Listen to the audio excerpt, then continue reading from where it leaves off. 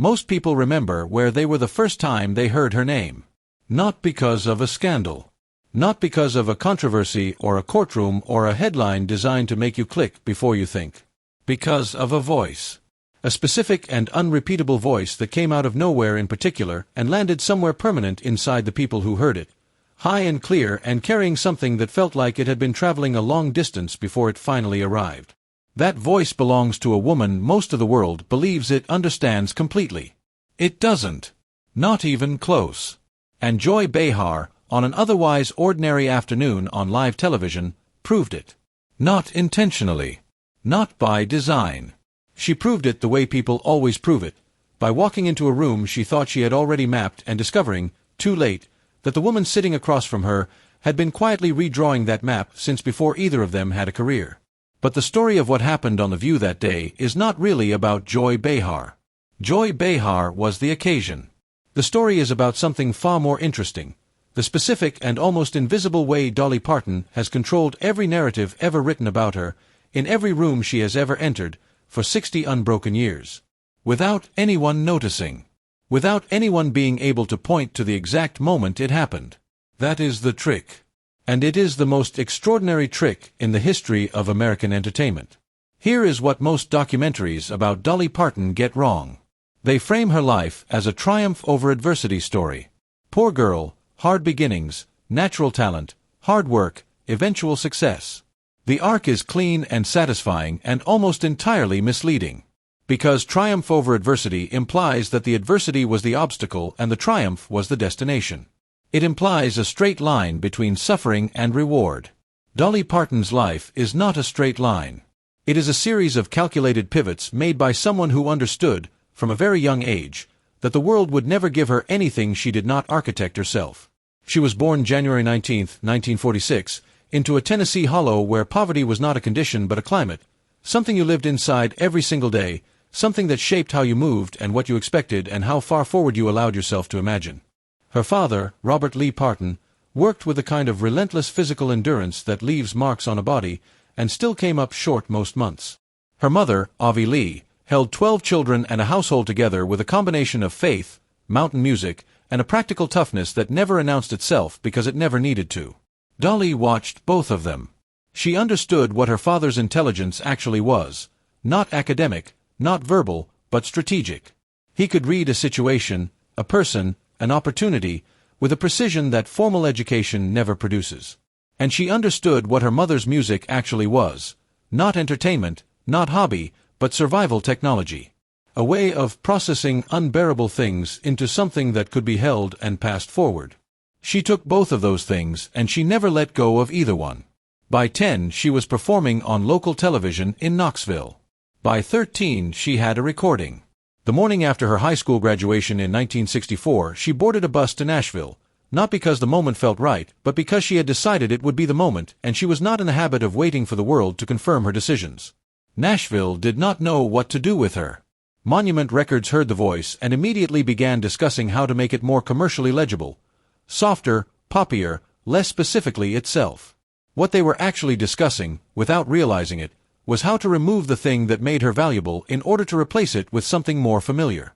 Dolly understood this immediately.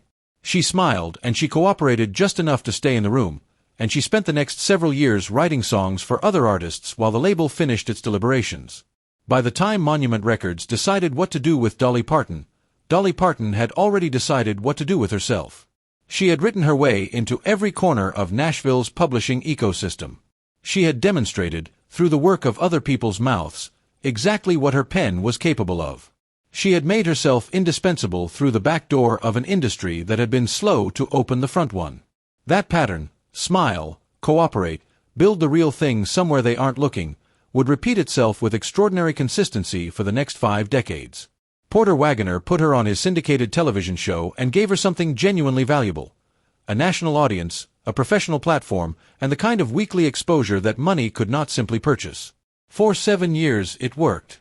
Then it stopped working, and Dolly knew it had stopped before Porter did, and she made her exit with the same strategic elegance she had applied to every professional relationship that had outlived its purpose. She wrote him a song. I Will Always Love You. Delivered it to him in person, as a performance, as a goodbye so precisely constructed that it neutralized every argument he might have raised and left him agreeing to terms he had resisted for months. He wept and he signed off and he produced the record himself. Dolly walked out of the room with everything she needed. That song would eventually earn enough in royalties to fund 200 million children's books. From a breakup letter set to music. This is the mechanism beneath the mythology. This is what Joy Behar walked into on The View. The segment began warmly, as these things do. Dolly played the role she always plays in these rooms. Charming, self-aware, genuinely funny, radiating a warmth that feels completely unperformed because, at its core, it genuinely is. She has mastered the rare ability to be simultaneously authentic and strategic, to mean everything she shows you while also showing you only what she has chosen to show. Joy Behar moved to Beyoncé, to the harder, more confrontational 2024 version of Jolene. Made her preference clear. And then, with the particular confidence of someone who believes they are delivering an insight rather than opening a dispute, she called the original anti-feminist.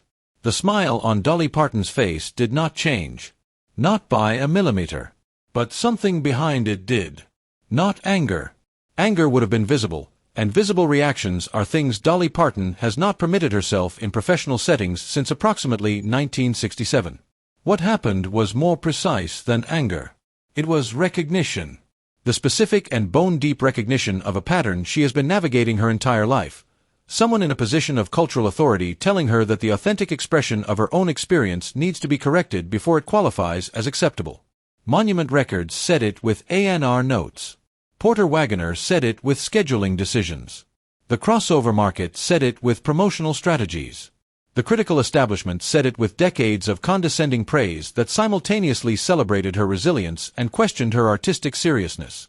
And now Joy Behar was saying it with the word anti-feminist, applied to a song Dolly wrote about something that actually happened to her, expressing something she actually felt, without softening or retrofitting or adjusting the emotion into something more publicly palatable.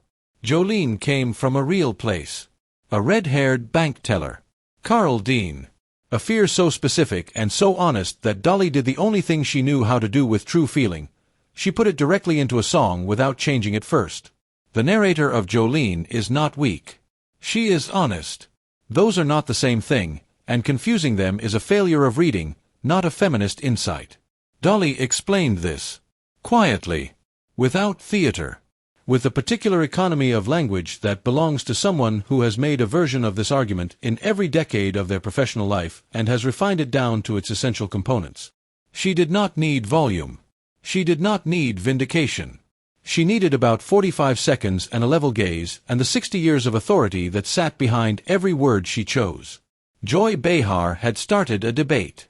She did not finish it. What the clip captured, and why it traveled so far so fast, was not a celebrity defending a song. It was something rarer. It was the moment when a person's public surface and private interior align so completely that the audience can feel the depth behind what they're watching. Most of what happens on daytime television is surface. Managed, professional, watchable surface. What happened in that moment was something structural. Something true. Dolly later appeared on Beyoncé's album. Introduced the track herself. Gave her blessing to an interpretation of her own work that diverges from her original in almost every emotional direction. She did this not as a concession to Joy's framing but as a demonstration of something Joy's framing had entirely missed, that two honest responses to the same emotional situation are not a correction and an error. They are a conversation. Beyoncé's defiance and Dolly's vulnerability are both true. They always were. Only someone completely secure in the truth of their own version could extend that kind of generous, undefensive space to a different one. That security is not something Dolly Parton found at the top. She brought it with her from the bottom. It was built in a two-room house on Locust Ridge, inside a childhood that offered no softness and required her to develop a core so solid that 60 years of industry pressure has not produced a visible crack in it. The rhinestones were always a choice. The wigs were always a choice. The laugh, the warmth, the self-deprecating humor, all choices. Deliberate, intelligent, carefully maintained choices made by a woman who understood that the best armor is the one your opponent doesn't recognize as armor. Joy Behar is formidable. She has been one of the defining voices of American television conversation for 30 years. But she made the mistake that everyone makes. She saw what Dolly showed her. She assumed it was everything there was to see. The girl from the Smoky Mountains has been waiting 60 years for people to make that mistake. She is very good at making them pay for it. And she does it every single time the same way, without raising her voice, without losing the smile, without giving you anything you can point to and call a reaction. Just the truth. Delivered quietly. Landing exactly where she intended it to land. That is who Dolly Parton is. That is who she has always been. And that, more than any viral clip or talk show moment or cultural debate about a 50-year-old song, is the thing worth understanding. Here is the closing paragraph to attach at the end. Because here is the final truth about Dolly Parton that no viral clip, no talk show segment, no cultural debate will ever fully contain. She is not a survivor of her story. She is the author of it. Every chapter, every turn, every carefully chosen word in every room she has ever entered. The poverty did not make her. The industry did not shape her. The critics did not define her. She arrived in this world with something already fully formed inside her, a knowledge of exactly who she was and an absolute refusal to let anyone negotiate that down to something more convenient. Joy Behar asked a question she thought was about a song. Dolly answered one that was about something far larger, about who gets to decide what a woman's truth is worth, and what form it is permitted to take, and whether it needs anyone's approval before it qualifies as real. Dolly has been answering that question since 1964. The answer has never changed. It will never change. Because the woman who was stitched back together on a kitchen floor in Locust Ridge before she was old enough to understand what pain was, she made a decision somewhere in the middle of that early darkness that has governed every single thing she has done since. That her story was hers. That her voice was hers.